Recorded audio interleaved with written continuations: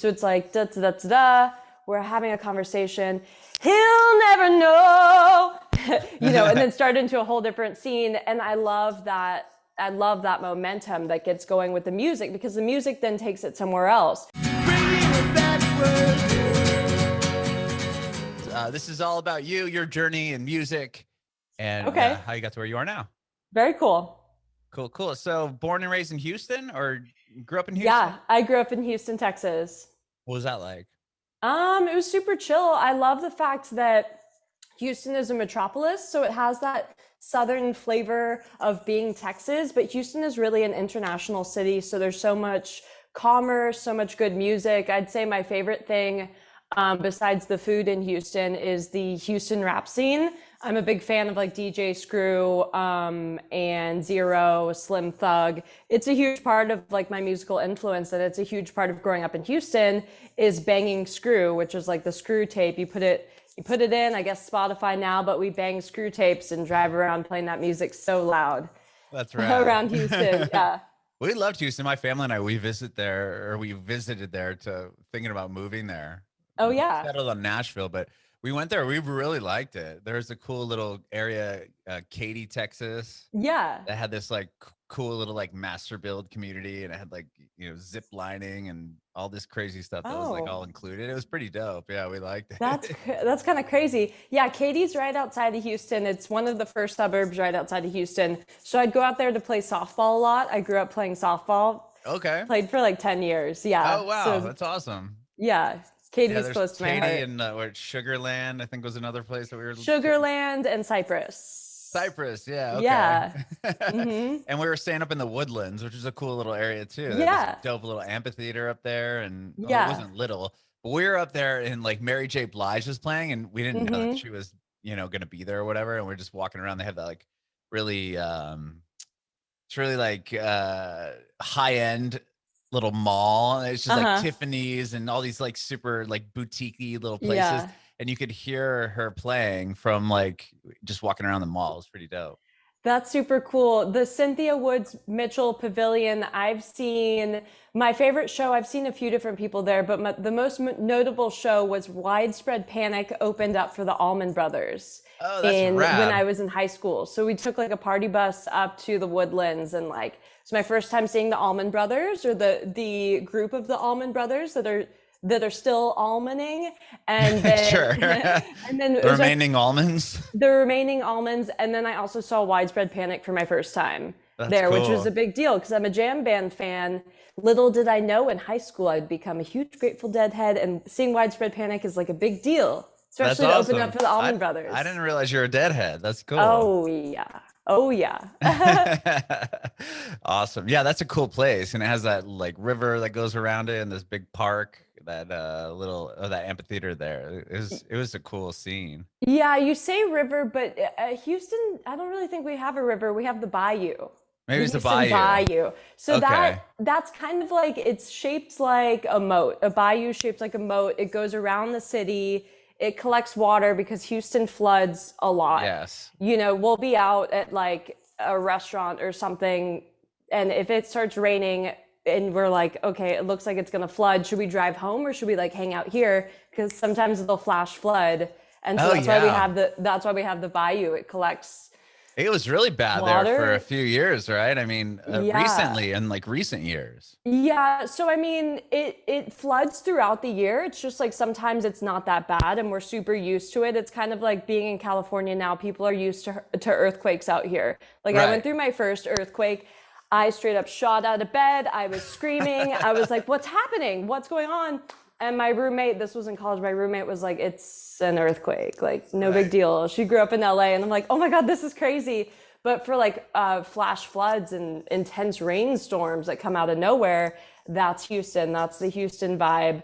Yeah, we had Hurricane Harvey. I think it was almost like 4 or 5 years ago. And that hurricane was, well, it's interesting because Houston always brings people together. Whenever we go through something, we come together as a city. We're all Houstonians together. So there was a lot of footage. I live out here in California, so I was here for that Hurricane Harvey. There's a lot of footage of people just helping one another, people who had, big Texas trucks were going to help other people. I saw a lot of Facebook posts that were like, my grandmother lives in this area of town. It's flooded. I can't get to her. And then, someone shares it to someone else and they're like, don't worry, I'm on the way. Here's awesome. a picture of grandma. We picked her up. We got her snacks. I'm like, this is that's so cool.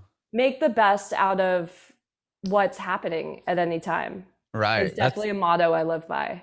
That's cool. That's cool. So you're in LA now. I'm from San Diego originally. We just like literally moved here like in March. So that's cool. That's cool. I'm born and raised in California. I know a bit about Southern California and the earthquakes. Okay, so it's not supposed to be like some big deal. However, I get on Twitter and it's like, hashtag, don't worry, it's not the big one. I'm like, the big one? Well, they always say the big one's coming. That's been like the thing for, 30 plus years. Well, it happens, very rarely. There was the big one in San Francisco and then the big one in LA, Northridge, which kind of wrecked a lot. But I mean, everyone's like, oh, we're due for the big one. It's like, what are you going to do? Just live your life paranoid about it? Or Absolutely. Like 100%. I think I would learn how to levitate, right? There you go. Yeah. Yeah. Earthquake happens. Just a lot of the buildings, the newer buildings are built on like sliders. Did you know that? In like San Francisco, at least when they rebuilt the city, so like if the earth moves, the building will slide. So it doesn't just stay stiff and just collapse down. It like they're all like built on these really. So they'll slide and with the motion. So the building will kind of roll with the motion of the earth. So it doesn't just stay still and just crack and topple over. It's crazy. Yeah, I mean that would have to be discussed at some point because I love the high rise situation and I drive by Wilshire Boulevard out here in LA and I'm like, that would be fun to manifest. That would be fun to manifest. And then in the back of my mind, it's like hashtag the big one. I'm like, oh my God. For sure. I don't know if those are on sliders, but a lot of the newer buildings, they built on that, especially, LA, San Francisco, like where they could possibly be the big one. Yeah. They built them on different, it's just interesting architecture there. Yeah, that's super cool. That's an engineering feat that I'm glad about. I was actually just up in San Francisco recording my most recent album. It's 15 tracks. And I have to say, like San Francisco, the minute I got to the city, I'm such a traveler. So whenever I get to a city and I like it, I'm like, I could fit in here. This would be my coffee shop. This would be where I'd play all the time. This would be my recording studio. So I get up to San Francisco and I'm like, this is chill. Like, I love it here. Yeah, like I would live here and like this is my recording studio and started to do that whole thing. So now San Fran has kind of become my home away from home. And the studios that I recorded my most recent album at is Hyde Street Studios, which used to be known as Wally Hyder Studios, infamous, famous studios, especially in like the hippie scene of like 1960s, 1970s. Neil Young recorded there. The Grateful Dead did American Beauty. I was going to say, that's where the Dead recorded the record, right? They recorded there. I lived there for a bit too. I lived in San Francisco. Yeah. So that's cool. And Jefferson Airplane cut Volunteers, which was really, really a deep niche cut for me because like Jefferson Airplane, I don't know what it is about it. Grace Slick's voice, the way that she writes, the male voice with her, which I always forget his name, but I know his name. But just something about that group speaks to me so much. That's in fact one of the reasons why I'm Kendra and the Bunnies is White Rabbit by Grace Slick or Jefferson Airplane. I saw them on the Santa Monica Pier do Jefferson Starship, their gathering, what am I trying to say? Their group Jefferson Starship. I saw them on the Santa Monica Pier during some of the summer series that they have over there. And it was really kind of a transcendent moment. I had just graduated college and I had moved to Venice Beach, which is crazy. Venice Beach is crazy. It's like pick your own movie. You walk out of your house, it's like pick your own movie. What's going to happen today? And so I went to go see the show knowing full well that I love White Rabbit. It's like part of my soul. And someone comes up to me and hands me a VIP backstage wristband. And I was like, this is significant. I don't know why it's significant, but this is important that someone's handing me a VIP wristband. Like they just know there's a vibe about me that's about this music. And then a couple of years later, I'd start my band, Kendra and the Bunnies. So it is kind of all monumental. It's interesting looking back on those parts of my timeline as an artist, being like, I knew that was important, and then later to be revealed, the foreshadowing of the Sure. bunnies. That's interesting. Yeah. Yeah. So the bunnies is all kind of taken from the White Rabbit. Pretty much. And then on the tongue-in-cheek side is, if you remember well, this Emmy award-winning show, totally should have been Emmy award-winning. What was it called? The Girls Next Door, the Playboy Mansion reality TV show. Yeah. Okay, so I used to watch that when I was younger, and I don't know, it was just a silly show. And one of the girls' names was Kendra. Oh So, yeah, she was from San Diego, Claremont. oh, really? So Yeah. you know her from back in the day. No, So I don't personally, but I know who she was. I remember. yeah, I don't Being on know. the That show. just kind of stuck with me. And then when I started to name my band, I was like going in between the two juxtapositions. On one hand, I can be this super philosophical, poetic, driven in the 1960s, relates to Alice in Wonderland. Life is a dream, so philosophical. I'm a part of a book, I'm a character, I'm more than that. But on the other end of the spectrum, like maybe I'm just like a cute blonde who like has a lot of like far out ideas and like, I don't know, like, so it's kind of like poking fun at the fact that it's a very real stereotype that I have run into before. It's interesting being an actress and then noticing if I was living in the movie of my life. Oh, this is why I was typecasted. Oh, so kind Sure. of just leaning into who I am as a person. Okay, interesting. Right on. Well, how did you get into music originally? I started in musical theater very, very Okay. young. Yeah. So started in acting, started in singing theater and dancing. And I love the fact that that musical theater takes a story, takes a character, and then in the middle of a conversation, they'll break into song that carries the story along. So it's like da da da da da. We're having a conversation. He'll never know, and then start into a whole different scene. And I love that. I love that momentum that gets going with the music, because the music then takes it somewhere else. So in high school, I discovered rock and roll music, and it just was really dumbfounding that rock and roll music does the same. You have characters like the Golden Girl from Led Zeppelin. You've got Prudence, Jude, Penny Lane, lots of characters through the Beatles. You've got Esther, Millie, those are some Fish characters. We've got these different characters that carry on the story arc of a band, or carry on the story arc of rock and roll history. And that was very reminiscent to musical theater for me. And also I was starting to lean into my kind of badass side, and those two sides just married, and then I became a rock and roller. So theater, rock and roll. Right on. And what took you to LA? Music? Acting, Oh, the stage performance. Because I've always been doing all of it, but at first it was acting. I've acted. I can cry on command practically, and do Shakespeare oh wow. and all that. Yeah, just a bucket full of emotions. So you came for acting, and then what ended up just taking music kind of took over, or? Yeah. So I came out here for acting. I studied theater arts at Pepperdine University, and then moved to Venice right after graduation. And when I moved to Venice, it signified a period of growth in my life, but also spiritual development. And I think the spiritual development part has a huge thing to do with this, because post-college, I was like, who am I? What am I doing? Why am I here? I know what I like to do. I like to be on stage. I like to be in the spotlight. I like to feel emotions and be an artist. I also was writing a lot of poetry, like tons of poetry, nonstop all the time. And then I was also playing the guitar a lot and telling people I was a singer, going out and doing open mics and really putting myself out there as a singer. And yet I felt like something was missing. I'm like, what am I missing? I'm doing all the things that I love, but what am I missing? Well, there comes the part of the spiritual development. So I decided to, for 2 years, just for a short period of time, pick up and go soul searching. So this started my feel for like loving the road and becoming a traveling musician. I picked up and I moved to Denver, Colorado for 2 years, which really shines a light on my Grateful Dead family friends.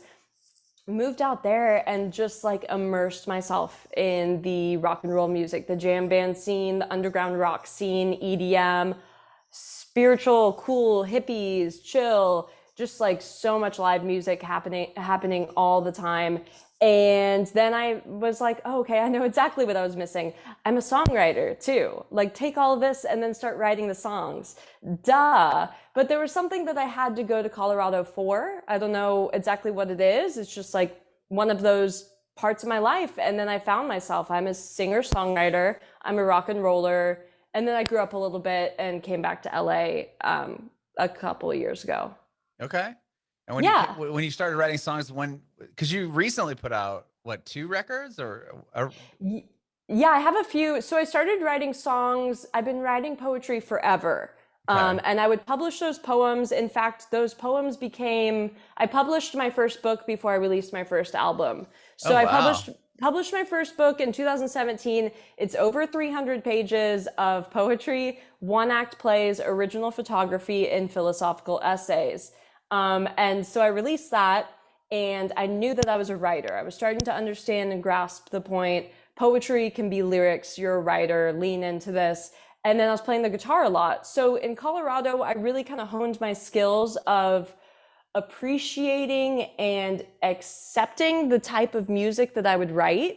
And that sounds like far out and stuff, but at the end of the day, there's so many times when I'm like sitting in my kitchen listening to my music that I'm like, huh, you really said that. You really went for it. I can't believe you said that. He's totally gonna know that song is about him.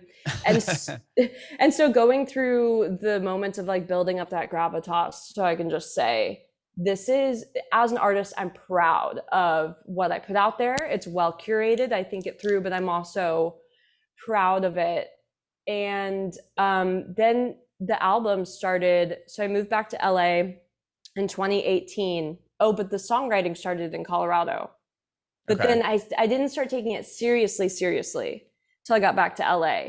And I enrolled in the Musicians Institute to do recording, music business, and like some of those different music marketing, music theory, all that. And I have a vast background in music theory. I've been studying music my whole life, but to turn around and say, this is what I want to do now. I'm going to pivot my career, because I was wondering where to take my career and I found it, but I wanted to go to school to do a program where I can learn all the nuts and bolts. So when I'm in the studio with a producer, I can say, yeah, but I hear the ringing of the EQ around 680, and I think it kind of makes me sound nasally over there. Like, know the specifics of EQ and compression and all that.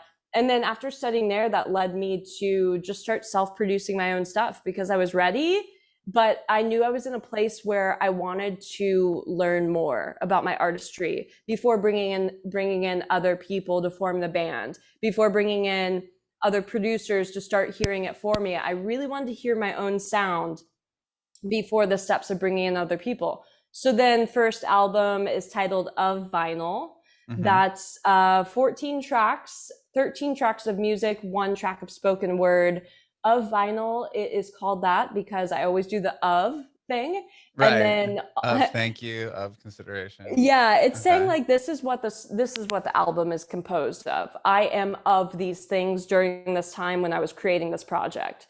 So of vinyl, listening to a lot of 60s, 70s. I am of that era. If we were still pressing vinyl as the main thing, this would be of vinyl, literally. So it's really of compact disc or of streaming, but I'm of vinyl. Then came Of Always. That was a 5-track EP saying, kind of saying thank you for thank you comes next. Of Always is the response to thank you. When you hold the door for someone and they say thank you, a lot of times my response is, oh, always. So that was kind of where that was coming from. It's 5 songs that are love songs, saying I'll always be there and you're welcome they're love songs. What can you say? They're love songs. Okay. And then next I released Silent Sleeper. It's just 1 single, really bare bones acoustic. And I released that with The Orchard. So Sony Music Group. I released that with Sony Music Group. And then the pandemic happened.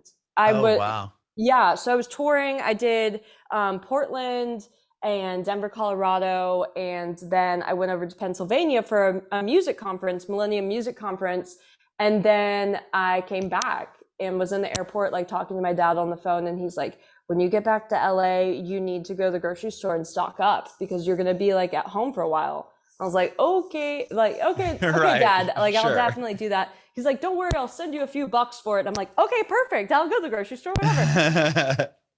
But then I go to the grocery store and like people are in like survival mode and there's stuff, the shelves There's are no starting. toilet paper for some Yeah, odd reason. the beginning of the pandemic, and I was like, "Oh my God, this is real." So I like get what I need, and then started to live stream Oh, nonstop. okay. And I did actually like over 150 live streams, sponsored live streams. I called it my virtual tour, where I'd collaborate with a venue, either a venue I was already scheduled at that got postponed, or another venue around the country, and we would have them share and promote my live stream on their own page. So it Oh, was that's kind of like a awesome. virtual tour. Yeah. That's really awesome. Yeah. Wasn't it weird during the pandemic that everybody went for the toilet paper? I don't understand that. Like, blows my Yeah. mind. Seriously. Like, now that you said that, I'm like, what? Like, I don't know. Anyway. It's funny. I guess like the term is people immediately go to save their own ass or There you go. Because for me, I'm like, I don't know, bubbly water, like sparkling water. Yeah. There you go. And candy. I don't know what kind of stuff is going to comfort me, but people are thinking, they're like, my ass is on the Toilet line paper. here. Right. Yeah. Oh, that's cool that you were able to do that virtual tour. That Yeah. was a great idea. Yeah, it was super fun, and it lifted a lot of spirits because it was a time of uncertainty, and it's always nice to have something that is familiar when things change. So people were used to me being always playing around LA or playing around California, Arizona, etc. So for my audience on social media and my audience in person to see, oh, don't worry, I'm still going to be here. It's just a buoy of hope for something that's familiar. And for me too, like absolutely for me too. And it really helped like just learn my songs even more. The craft of playing the guitar and singing my songs has grown exponentially because I played my songs a million times. Yeah.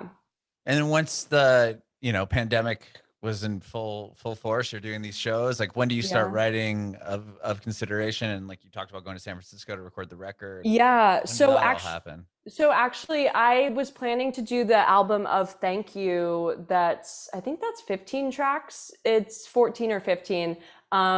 And I was planning to record that one in the studio. So that would be my first proper in the studio. I honed my craft. I know who I am as a singer-songwriter pretty much. Let's go into the studio. I'm ready for the band. But then the pandemic happened. So I'm like, okay, I know how to do this. Let's self-produce again. So I did that full album. I collaborated with artists, a few different artists across country. One of my friends in Portland, a guitarist, Marcus Rizak, out of Denver, Colorado. And then my friend Garrett Morris in SoCal. We collaborated, but all virtually, all remote.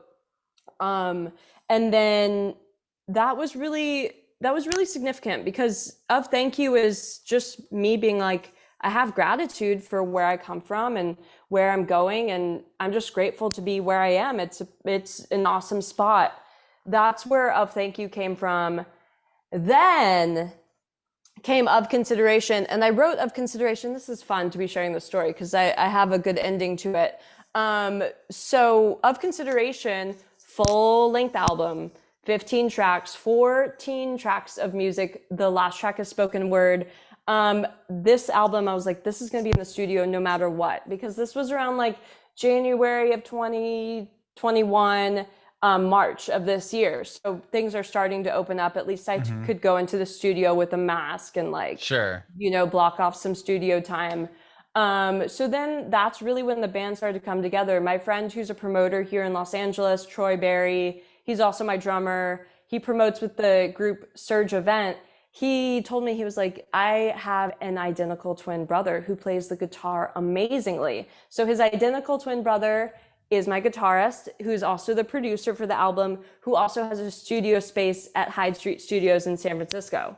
Oh, okay. And I was like, this is so cool, because like a bunch of the tracks are super influenced by the Grateful Dead. Like one of the tracks is straight up like I was practicing the cover for the song Ripple, and then I got inspired to write my own song. Now they're not super similar, but if you know that that's the inspiration, then you can hear my inspirations for that in the song Centered. So that's the third track on the album. So just everything just like really groovily fell into place. My brother's the guitarist is a producer. They have the space in San Francisco. Then I started to research the space in San Francisco, and I'm like, oh my God, the Grateful Dead recorded American Beauty here. Oh my God, Jefferson Airplane. Tupac did his debut album there. So I go up to San Francisco, start to feel like this is home away from home, record the album.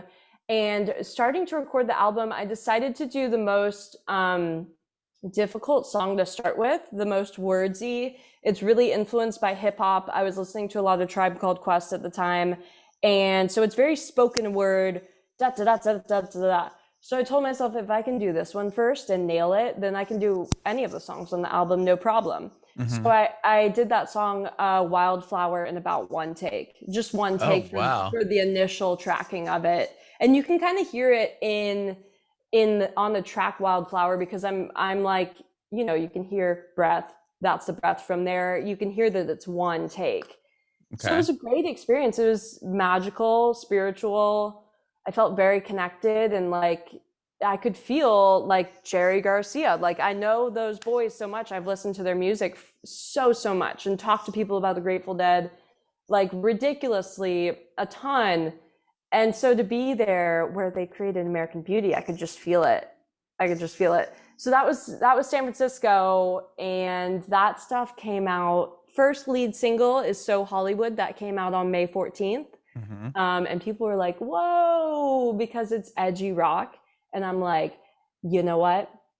F it. I'm going to be me. I'm a rock and roller. I throw up the rock and roll sign. Like I wear dark makeup, and you could listen to this in any rock venue. It's just as gritty. So I kind of stunned my audience with that. They're like, whoa, what is this? This is amazing. I got picked up for some metal stations on some metal blogs. Oh, wow. Yeah, and the song has been picked up by over 20 radio stations across the US, but 20 radio stations, including NPR Oregon.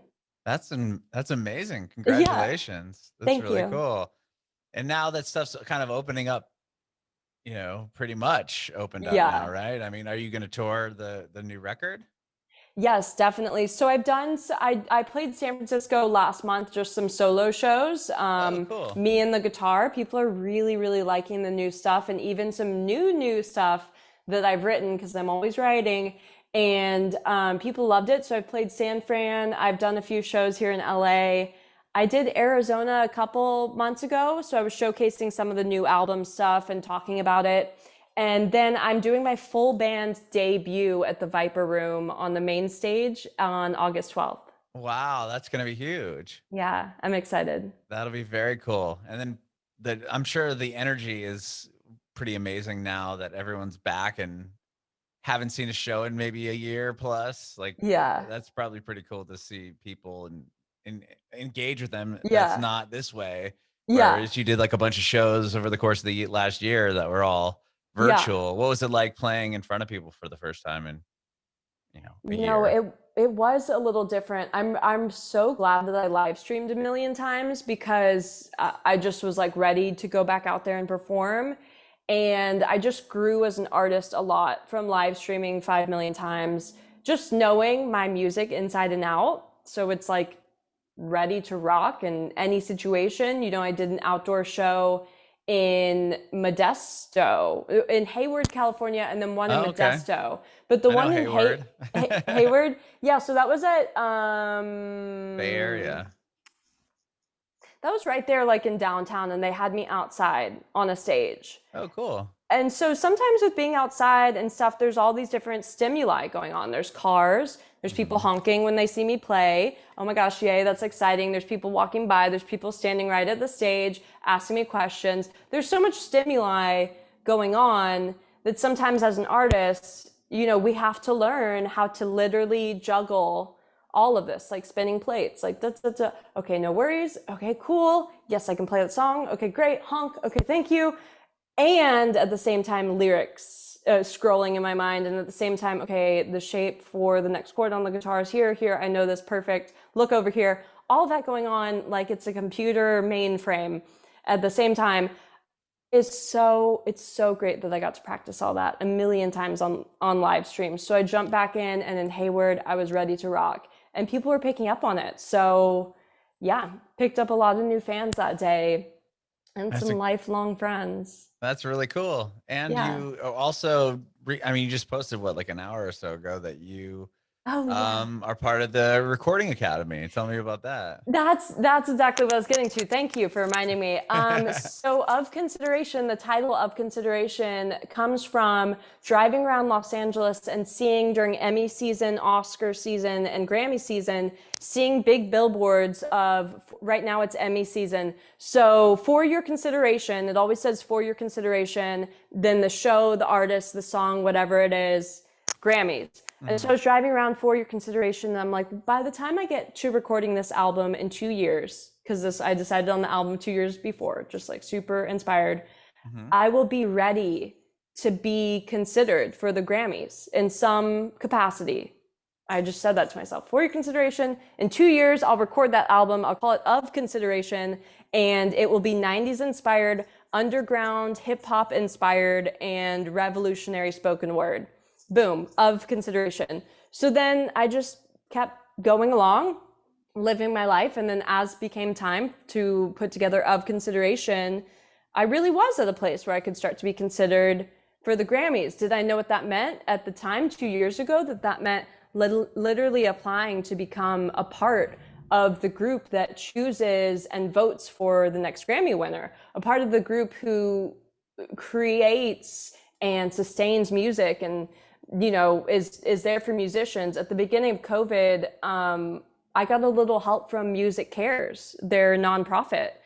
Awesome. Yeah, so like hands down, they're definitely so much good that is done with the Recording Academy. So I applied. It was like filling out a college application because they ask like all this information, and filling out a college application. I was just like, oh my gosh. And then I put it out of my mind. And then I woke up this morning to an acceptance that I was accepted. So awesome. So you just found this out today? I just found out this morning. Yeah. Wow. So how did you find out? Via email or? Via email. What was that like? Did you call your family or? It's interesting each time there's a milestone along the way. It's interesting each time I react. Now, the time that I got verified on Instagram, I had just had like a very emotional day, and I was like freaking out, and I almost didn't believe it. So I had to call my mom. I didn't have to call her in the middle of the night. I called her in the middle of the night, and I'm like, is there a check mark on my page? That's She's like, rad. yes. And I'm like, okay, good. I just want to make sure I wasn't seeing things. And she's like, you are such an artist. Go to bed crazy. Yeah, but this morning I saw it and I was like, oh my God. It just felt very like full circle, validating because I did that. And regardless of what happens, we should always put our best foot forward. But I titled my whole album Of Consideration during the same time that I'm getting the results back of the Grammys. So was one hinged on the other? Who knows? I just know it was such a good feeling this morning to have everything I've worked towards be on the right path and be like, okay, perfect. That's so rad. Yeah, that's amazing. Thanks. That's so cool that the story about the being verified on Instagram. Oh my God. That's hard to do. I've attempted a bunch of times and they have yet to hook me up with a check mark. Instagram, if you're listening. Instagram, if you're listening. I was like, also, I didn't know if I could see the check mark because I was like crying. Like, this is crazy. It's like that. Yeah. It's so huge. That's like such a big moment. I mean, that's like, it's weird how that has become like the benchmark of like before it was like Facebook, and then like Instagram is now like the next, it's like a whole nother level. Well, I've been thinking about like, what is the next social media that's going to rise? Because we had, MySpace, then we had Facebook, then we had YouTube, Twitter, Instagram, and each of them are a little bit different, and TikTok's totally different. And TikTok's great. I love TikTok, but it's interesting. I'm like thinking about, sometimes as a creative, I'm just like, if I were to create a new social media app, what would it be? What would it include? I don't know, just a running thing that's been going on in my mind. I know. I think, well, with TikTok too, I think Instagram's cool because it was like Twitter with pictures, and then now it's, you know, Instagram with more video. Basically, it's all video, and it's an inside look of people's lives. And it really started going, obviously, with everyone home and making little videos and dancing into them and stuff, which is something I would never guess in a million years would be like as popular as it is. Like, I always think back to myself at like 12, like, would I be dancing in front of a camera like that? Probably not. Oh, I would definitely be doing that at 12. But now as a young adult, if someone said, hey, like, how do you want to spend the 1 hour you have per day? If you have to create content for social media, what do you want to spend the 1 hour? I wouldn't necessarily be like, hey, let me put on a bunch of makeup and like rehearse a dance for 30 minutes. Yeah, just so you can put it up on your thing and hope like people like it. You know and then the algorithm. Yeah. No, but I've actually become a fan of TikTok. I like it. I had to take a second to understand my niche, my own niche. Sure. Yeah, it's a slow burn for me too. We finally started one for the podcast like really, really recently. So it's cool. It's hard to like get going. You know what I mean? We have like no following because it's like we just literally started, but it's hard like when you're like at nothing, you know what I mean? Right. Like trying to build up, but it's a thing. Everyone has to be there at some point, right? Right. One of the first posts I did that got me some traction on TikTok was an interactive one that was like, hey, my name is, this is what I do, this is, you know, what my page is going to be about. If you're similar, follow and then point to it. Follow, like, share. I follow back everyone. That's cool. That's Hashtag For You page. Sure. Yeah, that's the one my son told me. He's like, if you don't put hashtag For You page, you're not going to get any traction. I'm like, okay. And I did. And I'm like, oh, wow, there's people like watching. It's weird. Like, you know, like how you'll see views and I'm like, how did 500 people even see this or whatever? Right. Those are 500 individual people who literally have like kind of video that saw a video of your living room. It's a section of life. I think about that too, like as a live streamer, because now I live stream on apps too. There's just so many different people who are in their own story of their own life. And then they come and they spend some time with me. And it's interesting just how all the stories connect. Yeah, it is interesting for sure. It's a whole career in itself now. Yeah, true. But anyway, thank you so much for doing this and chatting with me. The new record's rad, and congratulations on the consideration, the Grammys, and being a part of that. That's amazing. Thanks. Thank you. Yeah. And real quick, I have new music coming out on July 2nd too. Oh, I did see that. Okay, so that's even newer than the record. Yeah. This year, I just was like really going for it. So these 4 songs are recorded in Nashville. That's where I'm at now. Oh yeah, I love it there. Yeah. So they're called Of Summer, 4 songs, very upbeat, feel good songs. So awesome. So you wrote those between the recent record and now? Yeah, I co-wrote those with some people in Nashville. So this is my first time co-writing and doing just flat out a more mainstream radio ready approach. Awesome. It was a lot of fun. Thanks. That's awesome.